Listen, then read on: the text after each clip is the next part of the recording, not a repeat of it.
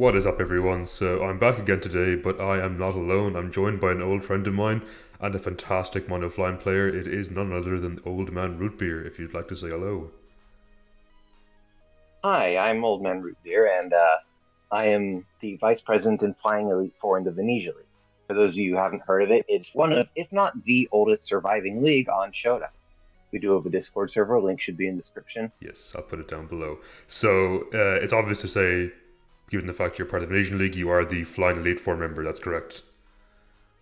Yes, yes. Brilliant. So how long have you been playing Flying for? Oh, sometime in Gen 8. It's been a couple of years.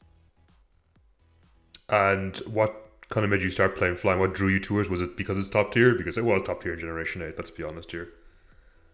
Oh, yeah, it was like basically indisputably the best type in Generation 8. But that wasn't why I personally started playing it.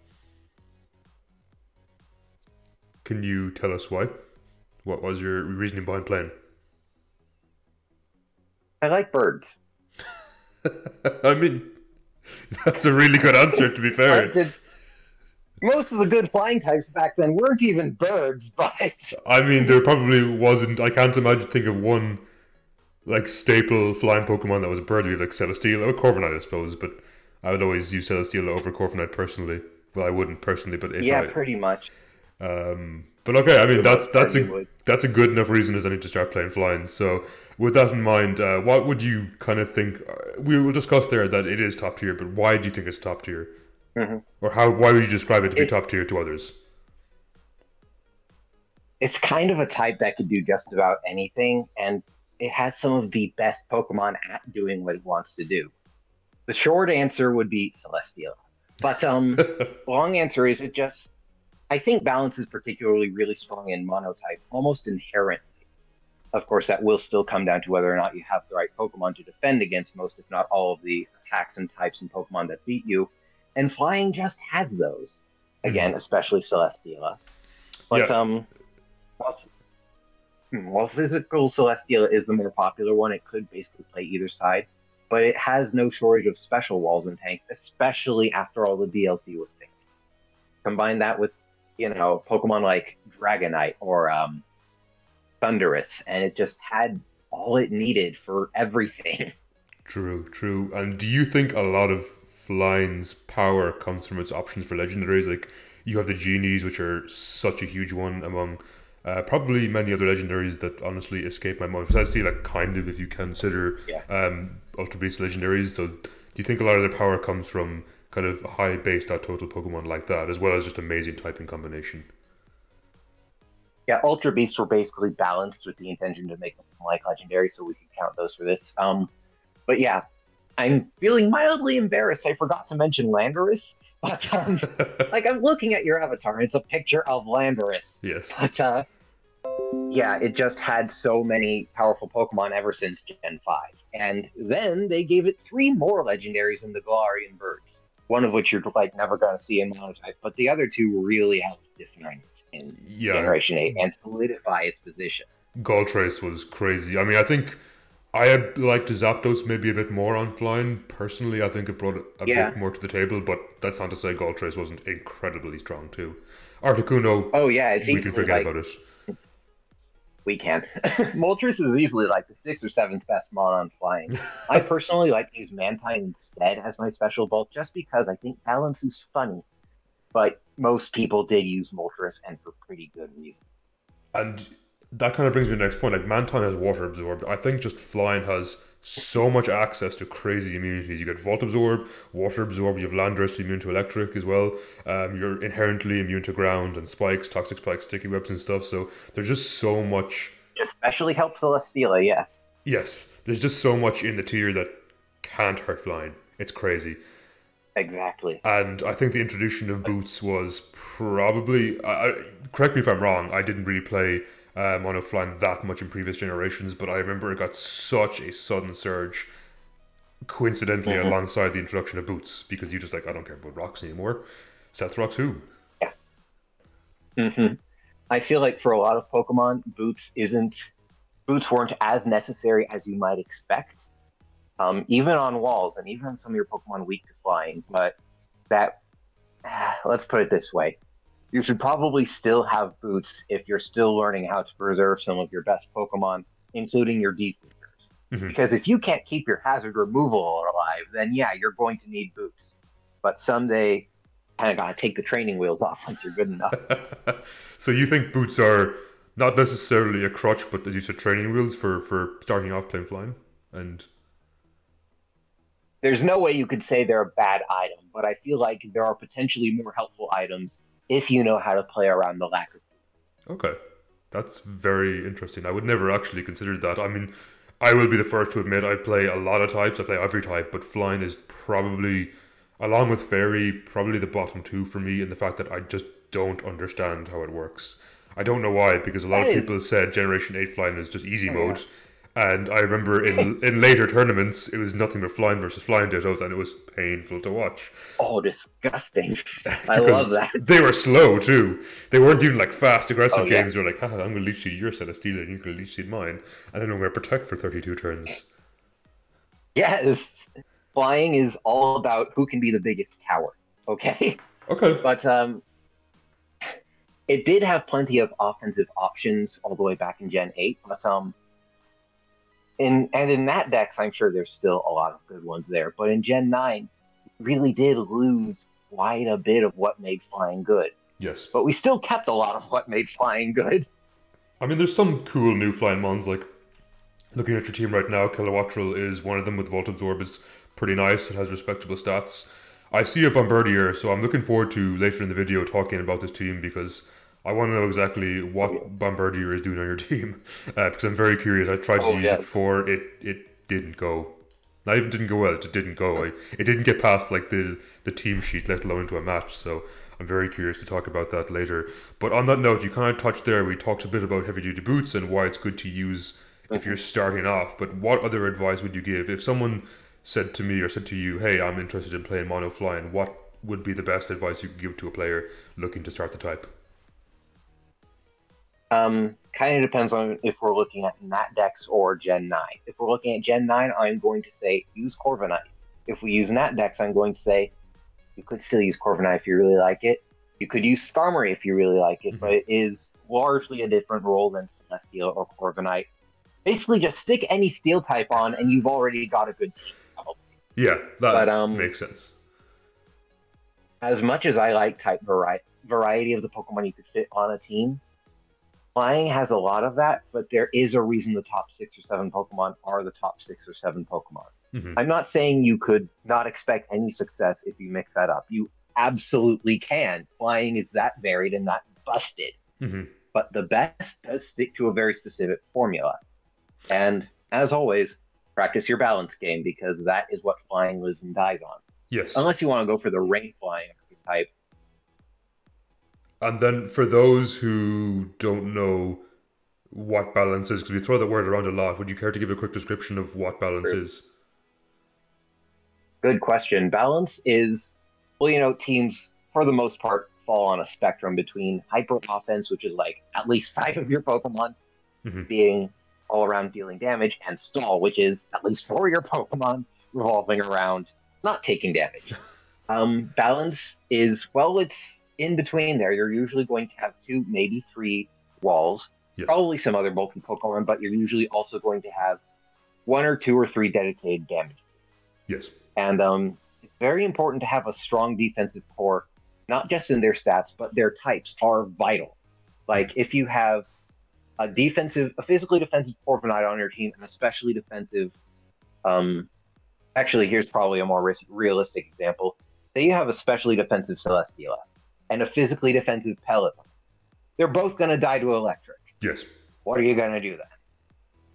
There are, granted, flying has so many workarounds that example still could potentially work because it has that many electric immunities. But you Absolutely. get the point. Yeah, it's a very good point. I've made this mistake. Yeah, I've made that mistake many times, I gotta be honest, being redundant with my weaknesses and my defensive cores. Yes. And I think balance, as you said, defensive core is so important in balance. I think normal has one of the best defensive cores in the game, but I think flying probably tops it. Or steel. Steel, flying, and normal, I think probably have the three Oh best yeah, defensive cores in the game. Water's up there too, but yeah. definitely I think flying is a contender for top three.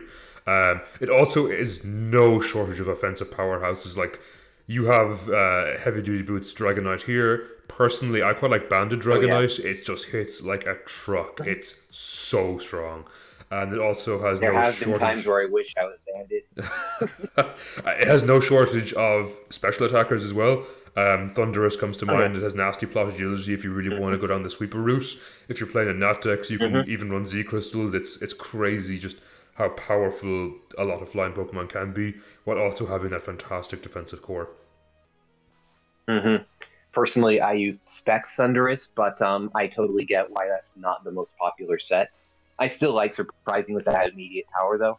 Yeah, But the more you get into like tournaments or so high on the ladder that you're going to fight a lot of the same opponents over and over again, surprise tactics start getting to be really diminishing returns because if people recognize your name or your team structure, they can start to recognize your sets. yes, absolutely. Which is a very interesting point, and that's almost a video in itself. The difference between like different points in the ladder and what different playstyles suit it. As you said, like surprise factors, when you're at the top of the top and you're playing the same 10 players over and over again, you're going to know, like, oh, this dude runs Specs Thunderous, so they know to play around it, which is quite an Exactly. interesting point. So, as well as that, what did you think? Well, we kind of discussed what Flying's greatest strengths are, and there is many. Do you think Flying has any reasonable weaknesses? Well, the three types that are super effective against it aren't that good. I'm sorry, Rockmane. This is the truth, and you know No, that. it hurts very badly, but Electric, I know it's true. You got Corviknight, Celesteela pretty much invalidate most rock types, so I accept that yeah, as the truth. yeah. Electric has easily the best chance, but even then, if you know how to keep your Landers alive, one thing that usually helps me is they usually lead Tapu Koko. They Mhm. don't really know what to do against the bulky Landers. So if you lead bulky Landers against their Tapu Koko, they're basically always going to instantly switch or you turn out into something else. So you basically get a free stealth rock turn. Yes. But that happens a lot. So I feel fairly confident advising people to lead Landers against Electric. But combined with the very common Scarf, Galarian Zapdos, and any Volt Absorb Thunderous set, Electric isn't even that big of a problem. The real issues come from Pokemon who are actually able to resist your offensive cores. Mhm. Um, for example, probably the types I've struggled with most are Poison, though that was in Gen 8 before Skull got so many of the nerfs it did, and Psychic. The single biggest Pokemon who was an issue for me was Galarian Slowking. A lot of people Okay. run Dark Pulse on their Thunders to get around this, and I have no questions whether or not that could work, especially since people also like to run Nasty Plot. I just preferred to run Flash Cannon, Volt Switch, and Focus Blast for the coverage against my weaknesses. So there's always the risk and reward. The fact that you can't beat everything, but flying comes horrifyingly close. Well, yeah, obviously, if you could beat everything, the metagame would be solved. Though, there's kind of an Yeah, argument to say that Generation 8 was solved towards the end. I mean, I saw the same flying team yeah. over and over and over again. I started having to build Partially my dedicated fault. teams. Yeah, so you're to blame. Great. I know who it is Yes. now. I started to build teams specifically to work around them, but even still, it was such a good team. It was hard to build around. hmm Had lead Aerodactyl, Yeah. I know, was a big thing towards the end of Generation 8. Just taunting and like setting I up didn't the. actually see much of that. I saw quite a lot of it towards the end, and Celesteela, obviously. So I'm a big Celesteela hater. I wake up real early to make sure Celesteela knows its place being hated. What is your thoughts on Celesteela? Do you think it's healthy for the metagame, or do you think maybe it's a bit. How much personal bias am I allowed to answer this Yeah, full personal. I hate it. I wish it was with? banned. So you can go full personal bias if you want. They can hide and take shelter from your mean comments. A refuge under my arms. So I as really,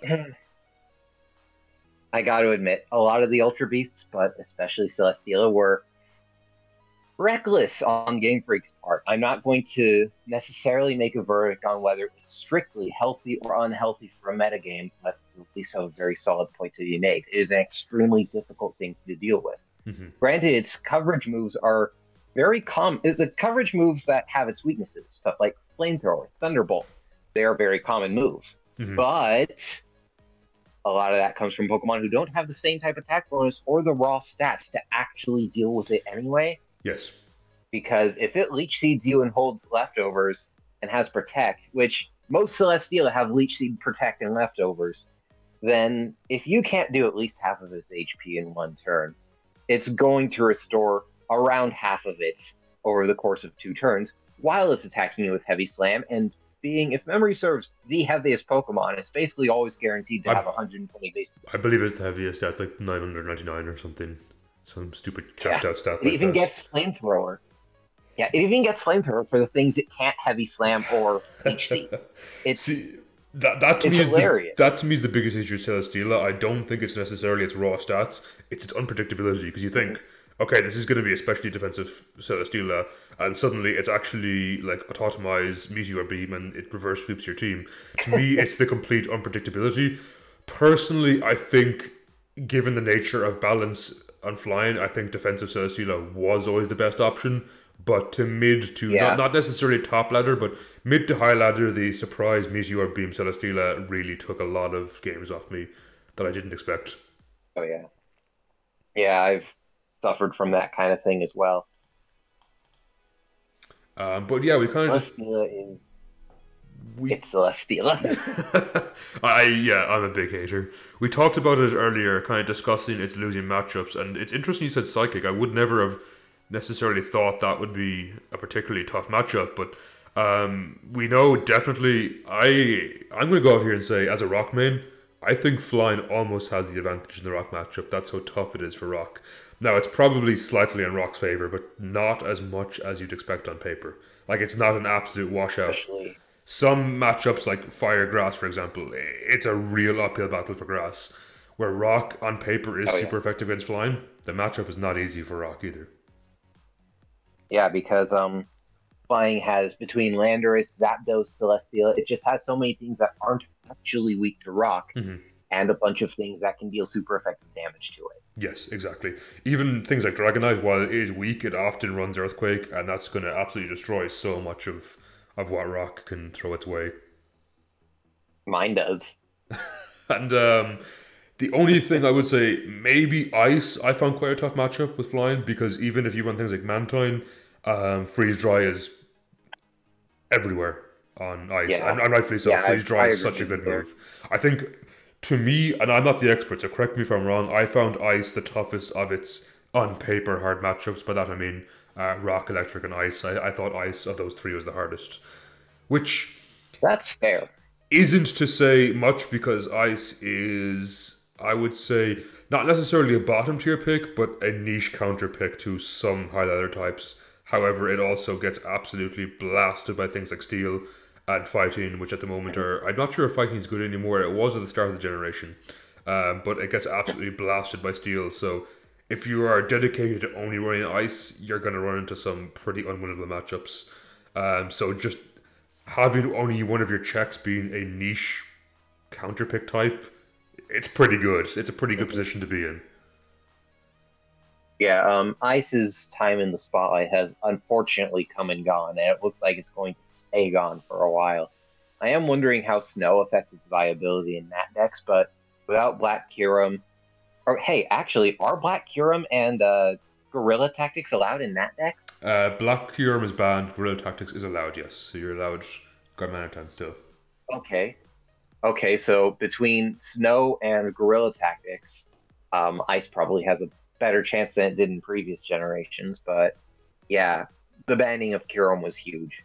Yes, I think it's fair to say at the start of Generation 8, Flying, and it's probably the same situation right now for Generation 9, Flying was in a bad position. I remember having to run Imorga just as any kind of electric check, and it was rough. Like, that was... Oh, yeah. That was bad.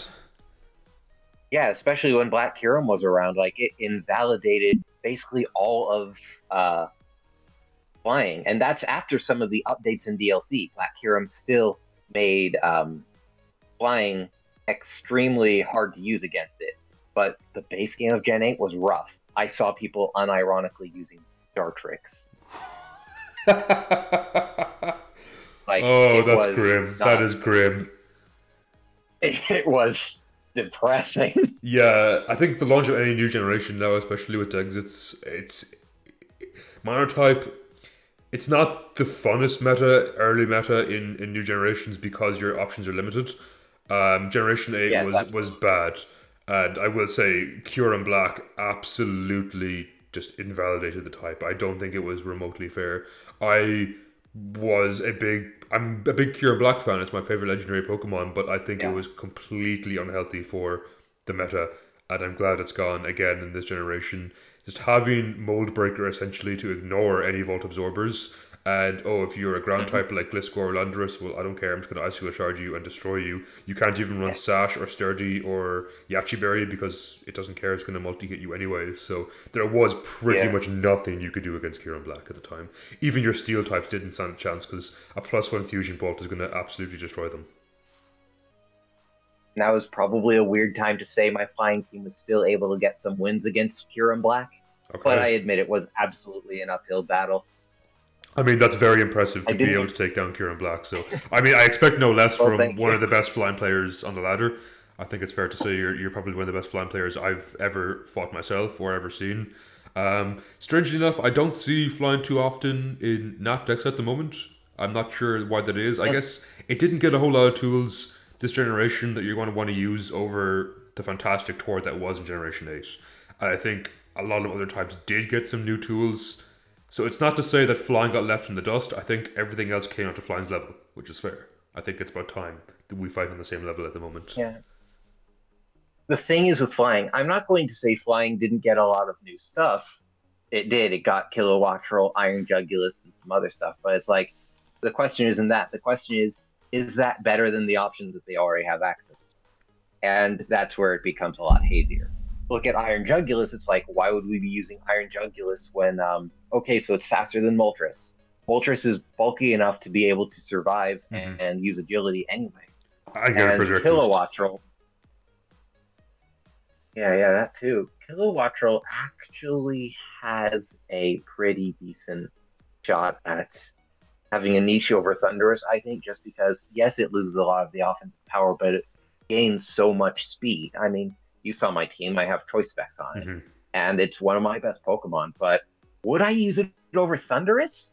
That depends a lot more on the rest of the metagame and what I would need to outspeed or overpower. Of course, that makes sense. Can we just say for a minute as well how crushingly disappointing Iron Jugulus is? Yeah, it was basically Hydreigon with slightly worse stats and no setup moves, isn't it? Yeah, and I arguably, think they give it a lot more speed. I wouldn't say a worse type, but not as good. Well, yeah, not as good a type, which just strictly means a worse type. I didn't want to say worse, Yeah. but as a worse type, Dragon Dark is pretty good. I mean, obviously it gets destroyed by fairies, but for the most part, you'll have options around those. Jugulus, I just don't think it brought anything to flying. Maybe like a really niche electric answer with Quark Drive if they're running Pinkarchin or something. You're like, haha, I got the speed boost, but that's Yeah. super niche. In Gen 9, I don't see a lot of flying in the first place, but when I do, it's not uncommon to see Iron Jugulus because it does have good speed and special attack. Hmm. But in Nat decks, I do have a very difficult time believing it's actually worth using over. Yeah, actually, just looking I now mean, in generation. the only thing I can really imagine is if you're set on using some sort of specs or scarf set to really take advantage of its higher speed. But again, you have the bulk to use agility. Yes, exactly. I looking at it now. To be fair, it is the strongest special attacker in Generation 9. But yeah, in that decks, there is, in my opinion, no reason to use it. Just looking at some of the other types you have as well, some of the other mons you have, like Halucha is an absolute monster when it comes to reverse 6-0ing. Just suddenly it's like, haha, actually, you're the one who's about to lose the game because I activated my own burden. Oh yeah, that thing is a problem. Yes, it is a very, very, very good mon. And it actually is surprisingly strong. 500 base, I didn't realize it was so much. It just looks weak because most of its stats besides speed are below base 100. I just didn't imagine it would be 500 base, which is pretty respectable. Dude, I don't know if you knew about like OU Holucha. It was insane. Oh, But yes. those strats are yeah, kind of impossible to carry in monotype. Unless you were to specifically go with, whoa, does he? Oh no, I almost want to make this team. Electric Terrain Iron Jugulus with Electric Seed Holucha. Do any flying types get electric terrain? Iron Jugulus. Iron Jugulus, Kilowattrel, and Rotom Fan do. I mean, it could. I'm not going to say it's an interesting idea. Not a good idea, but an interesting one. I have to try this at some point. When you do, let me know. I definitely like to see how it goes. What's your take on Salamence, actually? Because personally, I'm a huge Salamence advocate, but some people aren't. Well, I'm gonna be honest. I don't. I like Dragonite because of multi-scale. Yes, that is But, the reason to use it. I agree. If we compare Salamence to Dragonite in terms of stats, they have. Okay, Salamence has one attack stat higher than Dragonite. It's negligible attack, but the speed is significant. Yeah, like that's nothing. Exactly. 100 speed doesn't go as far as it used to, especially after Gen 7. Mm-hmm. But make no mistake, 100 speed is by no means bad either. Mm-hmm. And in monotype, there's usually a lot more of a reward for using a choice scarf. So Salamence often doesn't even need to use Dragon Dance, even though it learns it. If you are intent on a Dragon Dance sweeper, then yes, use Dragonite because multi-scale buys you more time. But if you're looking for a choice scarfer specifically, then the Moxie boost for Salamence is just overwhelming. Absolutely. One thing I actually liked in early Generation 8 was a Facade Salamence as a weird niche answer to Rotom Will-O-Wisp in my team. So if Will-O-Wisp was like, I don't care, I'm still going to reverse 6-0 you with my Scarf Moxie Facade. So the base 140 attack coming off 135 was usually enough to 2-hit KO Rotom if you could read the Wisp, and suddenly your Moxie boosted, and then Electric has pretty much no answer to it. Because they always expected the Earthquake. I'm like, oh, they got hit with Facade instead, and that did a lot of damage. Definitely niche, but I think there is something to work for it there. Again, the issue in things like Natex is there's just too many good Pokemon to really opt for Salamence. It's probably like top 15, which is top 10 maybe, which is no bad accolade. It's just the problem, as you said earlier, there's so many absolutely incredible top 7 or top 8 flying types. It's hard to justify using ones below that. Exactly. And I mean, this is coming from someone who used a team of 6 Choice Scarf Fire and still got to the top 500 with it. I think that's I like my setup over my I like my setup over my choice users. Okay, I really clearly yes. So, I am going to say Dragonite is probably easier to use than Salamence, especially Extreme Speed is a lifesaver. Salamence simply does not have that option. Mm-hmm. But if you try to say Salamence is a weak option, then you just haven't played the game enough to find out the hard way. Yes, I would agree with that. And then another Pokemon, I'm just looking at the Naptex list here. Obviously you have Megazard Y, who's just such a ridiculous wall breaker. 159 special attack in Sun, stupid powerful. It's ridiculous. Mm-hmm. But one thing that... it was ridiculous. Really good. One thing that I want to ask about is Gliscor versus Landorus. What's your take on that? Well, they're not really the same sort of Pokemon, and their rules are just slightly different. Mm-hmm. Does Gliscor learn Defog? I am not sure. Let me check. I feel like it does, but I feel like it also suffers a bit from... Yes, it does. But it kind of suffers from 4 move syndrome as well. Yeah, because Gliscor is normally like sort of a status sponge wall hybrid type of thing. Mm-hmm. Landorus is here to set your hazards, remove your hazards, or there are offensive sets that are very powerful. Mm-hmm. But Here's the thing. Being a wall with some hazard control is what Gliscor can do. Now Yes. imagine being like a physical tank with maybe leftovers. On Intimidate Landorus, that's also faster and hits a lot harder. Granted, it's a little more vulnerable to status, but for the most part, Landorus does most of what Gliscor does, and then some. Yes, that's fair to So say. Gliscor is sort of a Salamence situation. It's another Pokemon who is genuinely very useful, but since it's a lot slower than I think it's a lot slower than Landorus. Let me freaking look. It's the base 95, I think, over base. Or no, 91. Gliscor is actually faster yeah, than Landorus. yeah. Huh. It's quite But fast. yeah. But Well, a big part of it is also I think well in that dex it's like because here's the thing. Gens 8 and 9, no hidden power. yes, So if Gliscor was a thing, he'd probably be stronger.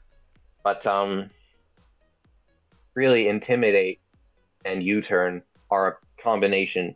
I'd say Intimidate is the biggest factor. When you first brought up Gliscor versus Landorus, Intimidate's what really stood out to me. yes, Because that will allow Landorus to still impact the fight even after you U-turned out to another Pokemon. yes. And that's, as a rule, it's kind of huge for a Pokemon to be able to affect things when it's not even in battle. True. Its mere presence in the team is a huge threat, as you said, because it can have a lasting effect, which I completely agree with Gliscor. Not can't necessarily. It's good for slowing down momentum, but I guess that's not Yeah, it can force some switches. that's not necessarily something Flying struggles with in the first place. So I can understand Oh, your yeah. point from that.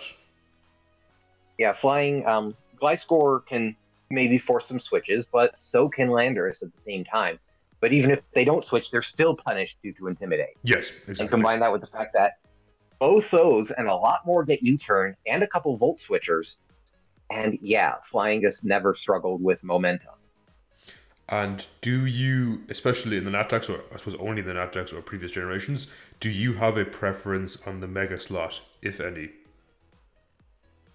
Oh, it was kind of only. I'm not going to say that quite for certain. Pidgeot is difficult to use. Yes. Let's put it that way. Yes. You hear about a lot of Pokemon like Gliscor who have 4 move slot syndrome. You know, more moves than they have slots. Yes. No, Pidgeot doesn't have enough good moves to really fill its slots. Yeah, Pidgeot has more slots than moves. It has like Heat Wave, Hurricane, maybe Boom. Does it get Boom Burst? I think. But honestly, this is gonna sound weird, but I mean, this is kind of how it is. The best Mega Pidgeot set I've seen is Work Up for that last slot. Yeah, which is sad, to be Like honest. it is because it's not using its physical offense, you know. So it might as well. All it does for it is make it weaker to foul play. Yes. And although you're not sending out a physical wall against it anyway, and raises special attack by exactly 1 stage, and that's still as good as it gets. And I've still seen people decimated by that, but It again, kind of comes down to more effort than it's worth. yeah, I've seen a lot more people decimated by Charizard Y with a lot less effort. Exactly. That's exactly Charizard it. Y is sort of, yeah. And I so, don't want to say Zard Y is your only option for a flying Mega. It kind of is. yeah, I think Aerodactyl is definitely better on Rock because you just have such stiff competition when Dragon Dance, Dragonite, which is pretty much strictly better on that team. I think Aerodactyl is fantastic, faster, and hits a bit harder thanks to Tough Claws, but I don't think it serves the same role. It's too frail. Rock can get away with that because Rock likes playing that aggressive style. I don't necessarily think Flying appreciates it as much. Correct me if I'm wrong, but that's my kind of thoughts. Now, I'm going to side with you on this because, yes, it can enjoy a good stab rock move because it's weak to ice, but it can also enjoy a good stab fire move. So, again, why aren't you using Charizard? True. Yeah, I mean, Mega Aerodactyl wasn't honestly very commonly used, so I don't have a lot of experience to back up whether or not it's good. But I know that lead Aerodactyl with Stealth Rock, Taunt, Tailwind, and a huge speed stat is pretty nifty. Mm-hmm. So, okay, it's a fast physical attacker. Flying has more of those. Could also say it has more special attackers with Thunderous and now Kilowattrel and Iron Jugulus even. But Sun also is something that just can help invalidate certain types. It can Yes. make a lot of water teams obsolete. And water It can make a lot of is, I think yeah, it water, can make a lot of continue. so I think water is the only other contender for the other top tier slot probably in most generations would be water. So to be able to invalidate one of your stiffest competitions for top tier is kind of an incredible attribute to have. I know personally in Gen 7, I wouldn't have even put flying in top 5. I agree with that, but in I Generation just 8, I think top 1. It's undeniably the best. Exactly. And in Nat Dex, I'm going to be honest, I don't play flying in Nat Dex right now. My only Nat Dex team is Stall Fire. That's take heinous. that as you will. I won't take It's that. something. I cannot accept that. Well, hey, when we do the tournament, you'll see what it's made of. Okay, I'm looking forward to it. Flying just has so many good things that in a Nat Dex environment, I don't think it will ever be bad.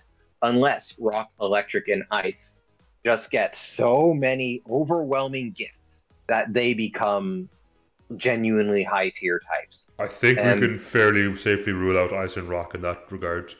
Like, Ice got buffed in pretty much every generation, and it's still not good. Like, it got Snow, it got Aurora Veil, it got Darmanitan. Game Freak is trying to, give as much handout to Ice and okay, look, we're sorry, here's everything we can give you, and it's still not that good. So, yeah, no, I think you're safe. It's unfortunate because giving Icicle Spear to Black Kyurem was actually crossing a line. Yes, it was the ultimate betrayal. You'd think they'd have been they had good intentions, but you'd think they'd have been a little more careful than that with a 700 and something base stat total mascot legend. Yes, but they weren't. With base 170 attack, yeah, it's kind of ridiculous. Yeah, kind of insane. So the last point, or last main question I want to bring up today before we jump into the team, because this team looks really interesting, and I'd like to hear your thoughts on it. And I think it's one of the main reasons why I've struggled a lot with flying in the past. And that is, it doesn't necessarily utilize its stab that much, I find. So, your best options are obviously Hurricane and Brave Bird, both of which have massive drawbacks. Hurricane has awful accuracy, and Brave Bird has pretty harsh recoil, and honestly not that fantastic distribution, unless you're actually a bird, in which we discussed earlier. We don't actually use a lot of bird mons in flying. You use, the genies, you use the weird bamboo creature, you use, I guess, Corviknight's a bird. But a lot of the flying staples, exactly. A lot of the staples in flying are not actually birds. So the Brave Bird doesn't have that good distribution. You have dual wing beat, which is it's okay. I have had several losses that only happened because wing beat missed. Yeah, if it had 100% accuracy, I think it'd be an okay move. But the 90, is it 90 base or 95? Either way, it's unnecessary in my opinion, because I think flying on paper is a really good offensive type. It's only resisted by, is it Rock and Steel? Is that it? Oh, and Electric. Electric, yes. So it's only resisted by 3 types, 2 of which are not good defensive types anyway. So it's pretty solid offensively. Also, all 3 of those are weak to ground. So paired with ground and flying, Earthquake is everywhere. Exactly. So in theory, it can be a fantastic offensive core. But what do you think you get around with that? I find I don't run a lot of flying stab on my flying teams, which is kind of maybe one of the reasons I struggle to do so. And what's your thoughts on that? Well, I didn't run a ton of flying stab on my teams either. I mean, Thunderous doesn't even get flying attacks. Yeah, exactly. But dual wing beat, yes, it's obviously a very risky and often annoying move, but I think it is still worth it. But I admit it's no Brave Bird, it's no Hurricane. Or heck, even if you compare it to moves like Close Combat or heck, Flamethrower is stronger than dual wing beat. Yes. And has more accuracy and its own added effect. why did flying get shafted like this? Flying is weird But because its accuracy is terrible. Look at it's kind of a bit like rock. Like look at air slash. Why is it based 95 accuracy? Maybe because it can flinch, but it's kind of weird. It feels like they just picked on rock and flying offensively unnecessarily. Be like, okay, your moves are pretty good, but they don't hit that often for no apparent reason. yeah, yeah. Honestly, I'd say the biggest thing with flying is that most of your problems will not be solved by offense. Hmm. And the ones that will are usually because they require coverage. Because the ones that will be solved by defense are presumably things that aren't necessarily threatening to flying. Like you look at rock and electric, those are the things that threaten flying, and they're the things that resist flying. So you're not going to be using flying attacks against the things that threaten your levels anyway. Yeah. Yes. Yes, that makes sense. Like, yeah, my Dragonite has Earthquake. I actually had Stomping Tantrum on my Zapdos, Galarian Zapdos, but that wasn't actually even strong enough to one-shot Tapu Koko. Oof, It's yeah. But yes, most of your offense is going to come down to coverage moves to handle the things your walls can't take care of. Okay, yeah, that's very valuable information how to get around flying's shaky stab moves. So with that out of the way, That might take some trial and error and definitely some meta knowledge as well. So yes. Keep practicing and don't be discouraged if you don't get it right the first time. Absolutely. I would say that to anyone in any type, you're not going to solve it immediately just because flying is a top tier type. You can't just play it and expect to instantly win. That's not how it works. You still need to put the time and energy into it. Mm-hmm. So with that out of the way, I would love to jump into your team and hear your thoughts on it because there is one, as a Bombirdier, I'm really interested to hear what you have to say about it. And then Kilowattrel, I'm kind of interested, and Rotom Fan as well. I'm a big Rotom fan, excuse the pun. But I'm curious. I will not excuse the pun. I will cherish it. But I'm curious to see what role it has on the party. So if you could talk us through the Dragonite, it's pretty self-explanatory. I think anyone who's ever seen this Dragonite knows exactly what you're going with. But if you wanted to discuss your thoughts on this anyway, and for example, like why Dragonclaw over Outrage? I just don't like being locked into it, and I have the Dragon Dance to boost me up anyway. Yep. This is a set that I've used since Generation 8. I originally had Fire Punch instead of Earthquake back then, but this is kind of what I was referring to a minute ago. Fire Punch wasn't really working for me, so I switched it to Earthquake. And here's the thing, there will always be times where you miss the coverage move you replaced or didn't opt for. Yes. And sometimes it's because maybe you should have it, but sometimes it's because you don't yet know how to use the team you already have to play around these things. So don't be afraid to just take a deep breath and practice these matchups a little more before you make any actual changes to your team. I mean, realistically... That being said...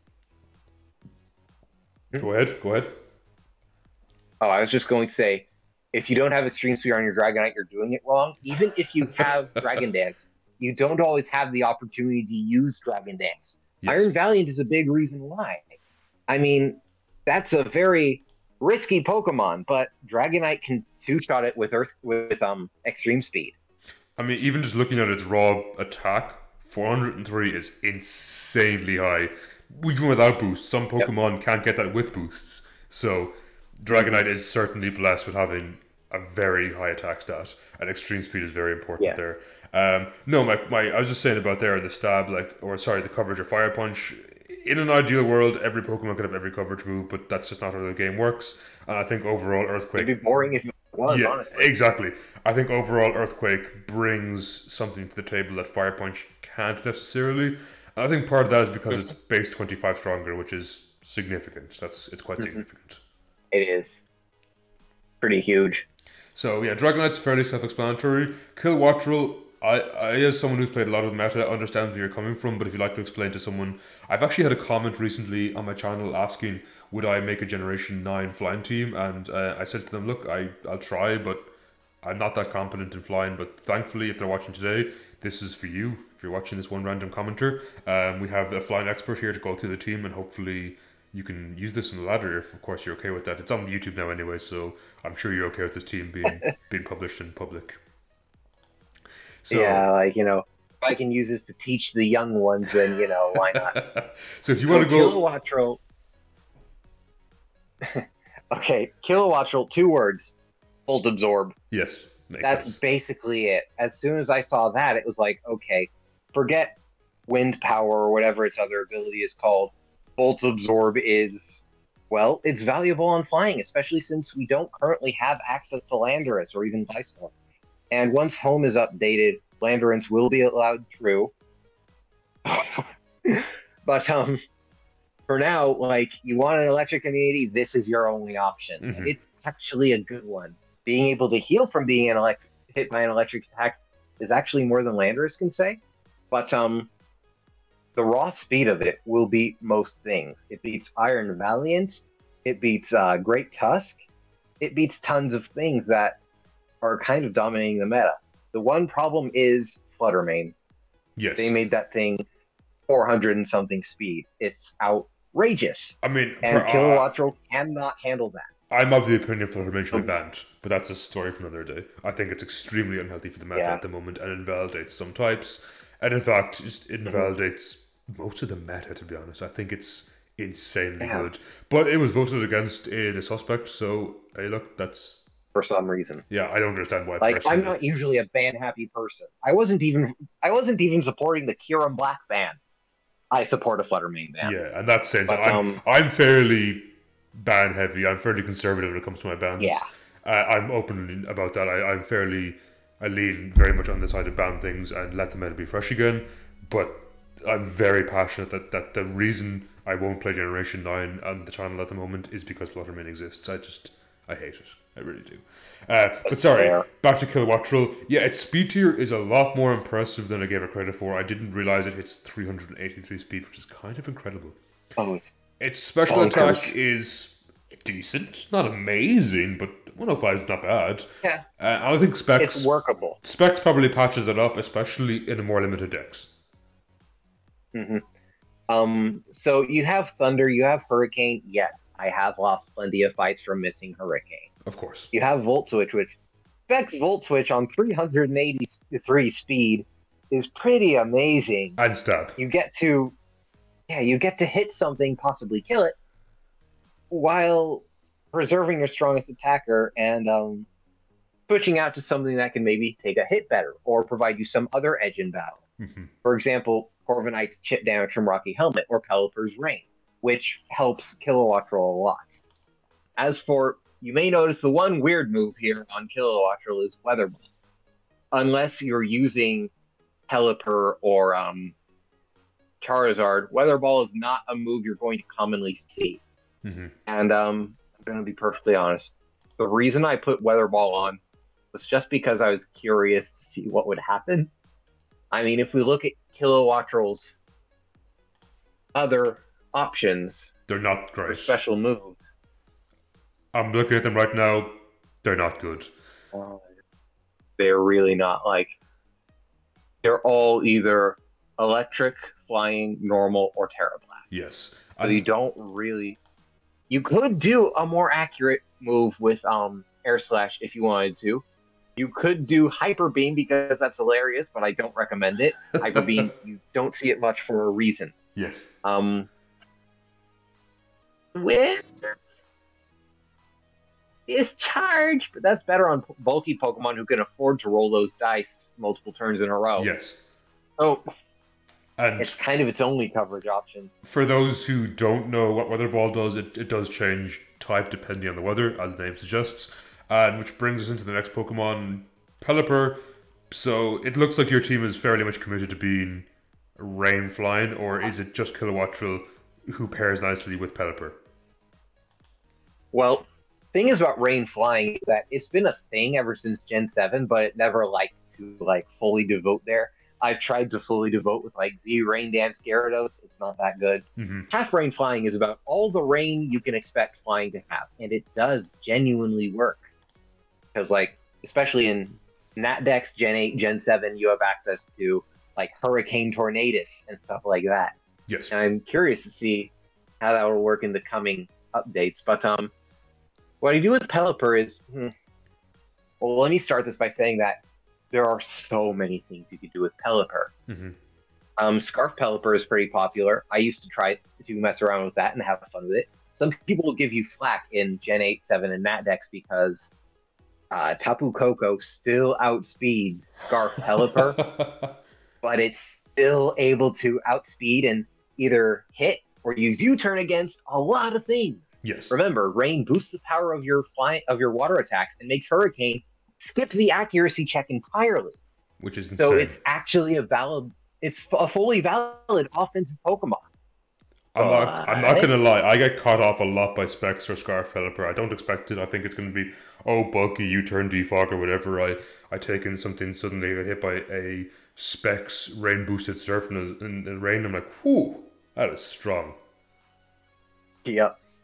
But then again, physically defensive Pelipper is also an option. Mm-hmm. And I really like that. Partially because Kilowattrel sort of depends on Pelipper for survival, so Pelipper better survive.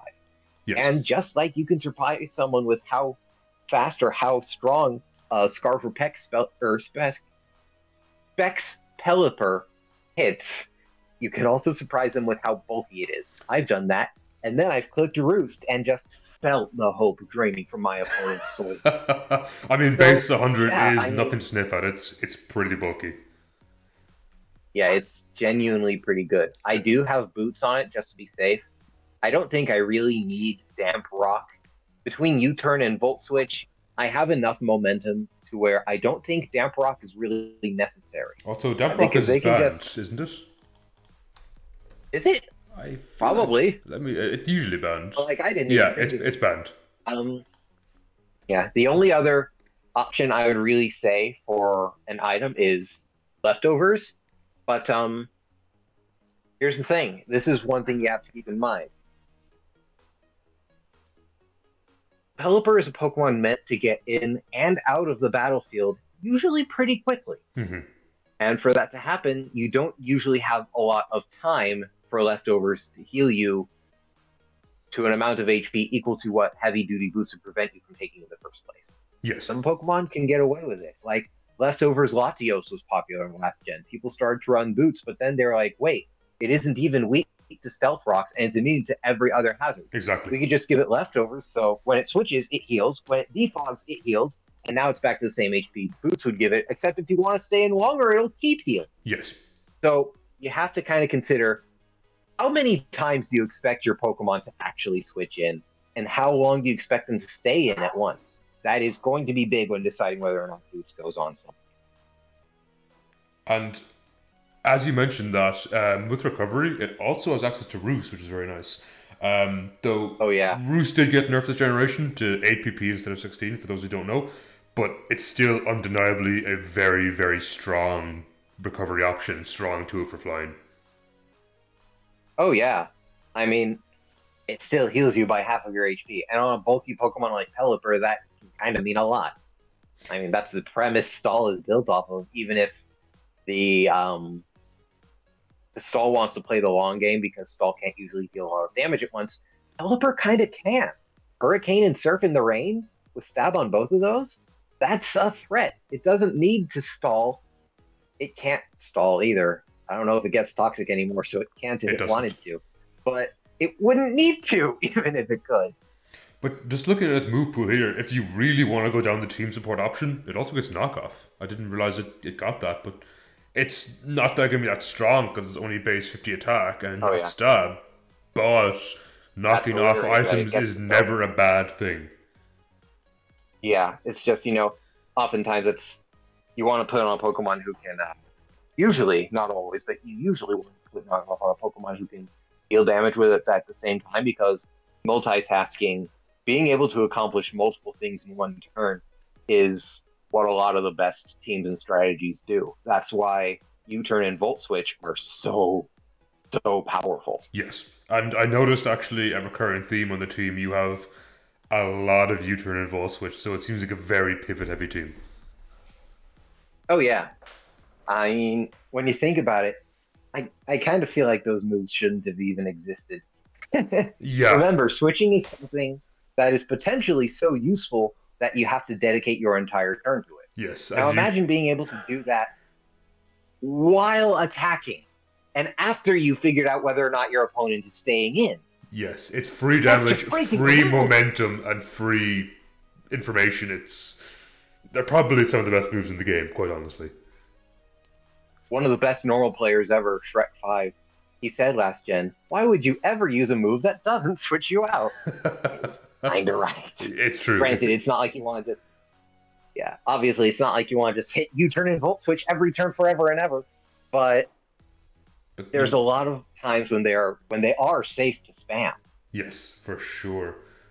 And speaking of U-turn, you also have it in your Corviknight. So I've noticed this is also a defensive Corviknight. So is it fair to say you don't have a special wall in the team, or you just decided maybe the Rotom special defensive? Yeah, the Rotom is specially defensive. We'll get to that. Perfect. The Corviknight, I mean, it's a fairly standard Corviknight. Rocky Helmet with Iron Head, Defog Roost. Pressure, nothing too out of the ordinary there. I feel like I should. I've seen people run offensive like agility power trip. I think it's really good when it works, but it's a bit gimmicky. Yeah, Iron Defense Body Press is hard to go wrong with. Yes. I've used it and I've had so many laughs from it, but I should probably point out Corviknight has 3 abilities, being Pressure, Mirror Armor, and Unnerve. Unnerve is not very good. It's just really situational, you know? Mirror Armor is really good on paper, but here's the thing. A bulky Pokemon like Corviknight can last long enough to quickly, or maybe not quickly, but realistically, be expected to exhaust the power points of moves people are using against it. Unfortunately, the fact that Roost got its own power points reduced in this generation means that it is no longer as viable as it once was, but it is still pretty nice. I think there's a stronger case for Mirror Armor this gen, but Pressure is the popular one on Corviknight, defensive Zapdos, and stuff like that for a reason. The first thing that comes to mind is Stone Edge. This thing can easily wall out 4 Stone Edges, and suddenly one of the best options against your team is kaput. If you're facing maybe a Scarf Terrakion on fighting, and you're worried about something like Stone Edge Sweep, just take in your Corviknight, click Roost 3 times, and they're out of Stone Edges.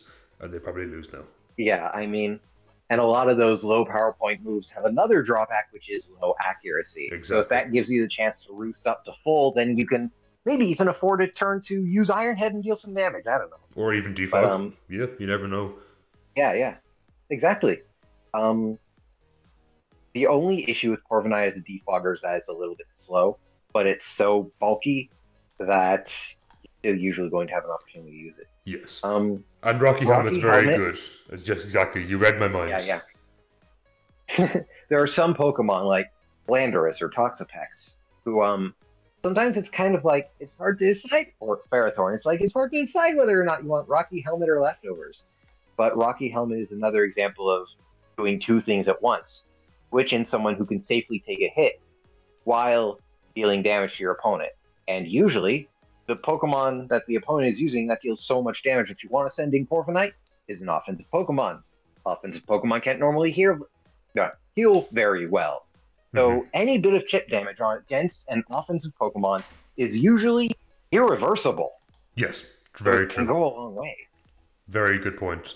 So, standard Corviknight, but that's not to say a bad thing. Like, there's so much Corviknight can do to this team that it's important to go over that. Now, this video is, right now, we're just about to hit the 1 hour mark, and I've been anxious ever since you sent me this Pokedex before the call.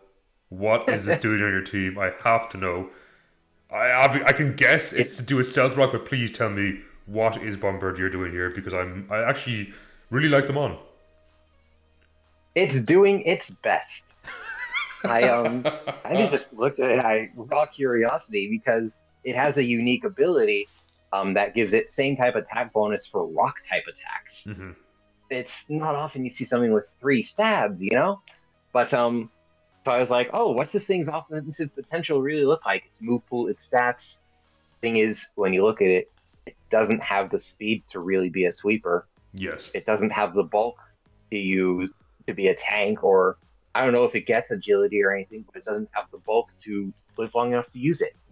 Its physical attack isn't actually that great anyway. By no means is it bad, but it's not enough to make up for those stats. It does not get agility. It gets Home Claws, which may be paired with like Stone Edge could be interesting, because it going to ignore the accuracy boost, and you're going to get the technical stab on it, which is it's okay. It's a bit of a stretch. Yeah. Yeah. Then, so I was like, oh, this thing actually has very little potential or future as an offensive Pokemon. Then I noticed it got Stealth Rock. Mm-hmm. So I was like, oh, what else does it get? Taunt, Parting Shot, Knockoff. Wait a second. That's actually a pretty good support move pool. Yes. I mean, Taunt stop your opponents from doing anything. Stealth Rock, obviously, always good. One of the funniest things, if they ever start setting up, it's usually a Hatter. Yeah, if they ever start setting up a Hatterene in front of you, use Parting Shot. Magic Bounce will make it as if Hatterene used Parting Shot and switch it out. I have won several fairy games that way. That is really, really interesting, actually. But on that note, because Defog is obviously so important to this team because you don't want your flying types taking any Stealth Rock damage, how would you say is the best way to position your Stealth Rock in the flying matchup? Like, I'm assuming you don't want to click a turn 1 because they're probably going to click their Stealth Rock turn 1 and you're going to end up having to defog away your own rocks.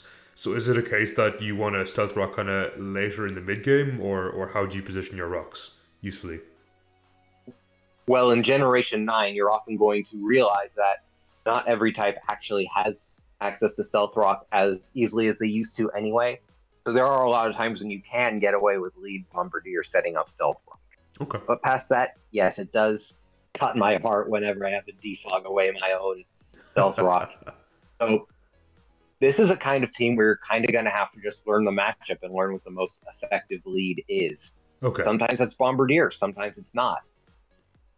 I suppose Taunt as well there is against some slower sets, decent to shut that down too if you want to shut down early opposing rocks. Against maybe some slower like ground types, for example. Or against a lot of heal spammers like Toxapex, Gastrodon, Hippowdon. Yes. You know, anything with Recover or Slack Off, Taunt is hilarious. And then you knock off their item while they're struggling to figure out what their next move is. I mean, Stab Knockoff is pretty good too, coming off base 103. It's not to be sniffed at. Yeah. Not going to be exactly breaking walls. I mean, kind of does break walls in the sense that he removes their items, stops them from healing, but he doesn't always finish things off his own. But since here's the thing, he's not bulky enough to take any hits, so I gave him Focus Sash, and that meant, hey, I can afford to maximize his speed and power. So that's more things he can taunt, more things he can Parting Shot, more things he can damage to actually useful degrees with Knockoff. And yeah, a lot of the times that Sash has really helped. And I've just I was realized fighting a guy the other day. Is it go on? Sorry, go on. Oh, I was fighting a guy like yesterday, the day before, who admitted that he was terrified that my Bombardier would be Sash. And sure enough. I just noticed as well, like, I know Parting Shot, in theory, is a pivot move, but I didn't really connect it with the U-turn and Volt Switch, so it seems that 5 of your 6 Pokemon have pivot options, so this is a really pivot-heavy team, which is interesting to position yourself. Disgusting. So you really have the potential to pivot yourself into and position yourself to pretty much always or often be in the advantage state, which I think is a really, really cool ability. And about that advantage state, sometimes you got to understand, sometimes not switching is as powerful as switching. Like if your Pokemon is the most well-prepared to deal with whatever they could possibly do in the next 1, 2, 3 turns, then you're not usually going to want to switch. Yes. Unless your Volt Switch or U-turn will actually deal a lot of damage at once, then you have a case. But you really have to learn it. Yes. There is a learning curve for flying. I completely agree with that. It's so full of busted Pokemon that I'm sure you can have at least mild success just slapping 6 choice users or set sweepers on and calling it good, but that's not going to be the way flying is optimally used. Yes, completely agree. Although I heard from my Dark Elite 4 that he's actually yet to see a flying team that doesn't have Bombardier. Interesting. I can't say... I think I've yet to see one that does. I can't say I've ever seen one before, which is why I'm so keen to see one. But maybe after this video, we're going to see a surgence of like all 2 flying users use Bombardier. Who knows? Yeah. It is a And shame that Bombardier doesn't really have any useful abilities like Big Pecs. It's not going to live a hit anyway. yeah, Kenai, Rocky yeah. Payload. It's basically a Pokemon that doesn't have an ability.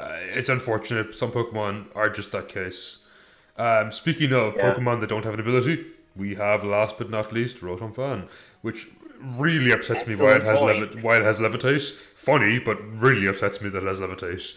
So looking Yeah. at this, it seems to be kind of a team support as well. You have Wisp, but talk me over your logic for things like Protect. hmm So the idea was, I looked at this team that was shaping up to be blatantly balanced, and I decided, wait a second, I don't really have a specially defensive option. Hmm. And one of the specially bulkiest Pokemon flying has access to in Generation 9 is actually Rotom. Hmm. And when you consider that it doesn't have an electric weakness, it's like, wait a second, could it actually be useful at that? And Yes. basically, the idea is just to make a poor man's special wall. Like Will-O-Wisp, yeah, that doesn't. You associate Will-O-Wisp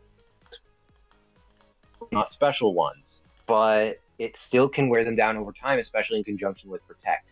Hmm. Maybe there are more useful sets out there. Maybe Assault Vest would be good. But I do like being able to heal, and there are a lot of times when just wearing them down with Will-O-Wisp and Protect have gotten me through some rough fights. And And it is very although I nice will to say, have that longevity of the team support. Kind of comes back to like Intimidate. It's not the same thing, but similar. If you burned a Pokemon, that's going to stay there for probably the majority of the game. Well, that's the appeal bell. yeah, I will say it's base 105 special attack is so good that even without investment, it's still going to deal some pretty heavy damage to a little more things than you might expect. Hmm. So it's a Pokemon that's honestly not great at what it does, but it's good enough. I feel Okay. like if I were to drop any single Pokemon on this team, it would be Rotom. But here's the thing: if you don't have a special wall, then you need the rest of your team to be able to handle basically any special attacker in the meta. And in a metagame full of Fluttermane and Iron Valiant and all this other nonsense, that's easier said than done. And then that brings me to my final question on the team. Why Rotom Fan over Mantine, especially if you're running a rain team? Mantine isn't in Generation 9. That would be the case, yes. Fair enough. Okay. Well, that's my answer. It's heartbreaking. Okay, I could have sworn I saw. Okay, you're right. Sorry, I had Natex open. My bad. I apologize. You're right. Rotom Fan No problem. is the best. Okay, never mind. I was thinking maybe I solved your team. Like, oh, Rantine's the obvious answer. But yeah, fair enough. No, it's not in Generation 9. That's mine. Bad. Okay, so that makes sense for Rotom. I do like Rotom. I think Rotom is a good pick for pretty much all its types, except Flying would have been the last one I would have thought of. But given the fact it's limited decks, I can completely understand the logic for using it. Yeah. I will say, people, I just really want you to be careful of Fluttermane in Generation 9, okay? You really need to know. It usually has some sort of choice lock set. Your not Bombardier, your Kilowattrel will not outspeed it. You can use Bombardier to take off its item, but here's the thing: if it's choice lock, then sometimes letting it hit you super hard is worth knowing that it's locked into one move at a time. Yes, So be really careful with that. correct. Corviknight can take Moonblast. It might be able to take a Shadow Ball depending on if it's at max HP. It cannot take Mystical Fire or Thunderbolt. Yes. Kilowattrel can obviously take a Thunderbolt. It cannot take Shadow Anything Ball or else? Moonblast, and Fluttermane has ridiculously high special defense, so Kilowattrel won't actually knock it out back either. Rotom, you could use it to get chip damage with Volt Switch, Air Slash, or Will-O-Wisp, but again, you need to be at high HP because it doesn't take anything less than neutral damage from anything Fluttermane has on it. So you really have to know that when you're fighting a Fluttermane, you want to preserve Kilowattrel, Corviknight, and Rotom as much as you can. And the Also, reason I call out Fluttermane specifically is because it really is just the single most popular Pokemon in it Modern is so centralizing in the tier at the moment that regardless of whether or not it's broken, I think it's unhealthy for the meta, given how centralizing it Yeah, is. Also, just to add salt in the wounds yeah, of how good Fluttermane is, it's immune to Extreme Speed Dragonite as well, so you can't even use that to revenge kill reliably. right. You'd be surprised how easy get a little chip damage on Iron Valiant and multi-scale Dragonite with Earthquake or Extreme Speed when it's in the yellow. Iron Valiant is surprisingly easy for a Dragonite to deal with. Just make sure you have some chip on it first, Yes. or at the very least, don't have any chip on your multi Dragon. Yes. But yeah, Okay, that was a very interesting team. I might actually try this in my spare time. I'll definitely let you know how it goes. But I want to all say right. a huge thank you for being on the channel. This actually ended up being a lot longer than I expected, but that's great. You know, some really, really valuable information that on flying a type I'm not too comfortable with. And I know there'll be at least one happy person because they have asked me to do a Generation 9 flying video, which unfortunately I did not oblige to because I just have no idea about flying. Thankfully, you do. Hopefully they're able to benefit from this. You know. If not, if even if no one benefited, I benefited from it. So I definitely feel I came out of this knowing a lot more about the type than previous. So again, massive thank you for being on the Good. channel. Massive thank you for your time and your absolute expertise in the typing. Hopefully, we'll have you back another time. Definitely, you're of course welcome back on the channel whenever. If you want to play some flying or any other types, to let me know. And do you have any parting words for the viewers? I believe in stall fire. With that, we're going to cut out the video, and I'm actually going to edit that bit out. No, I'm only joking. Okay, so No. thank you everyone for watching. If you made it this far, and leave a big comment thanking Old Man Rupee for being on the channel. Absolutely massive to have him here. Such a flying expert. It's an honor to have you on the channel. And with that, I'll catch you all next time, Well, thank everyone. you. Take care and have a good day.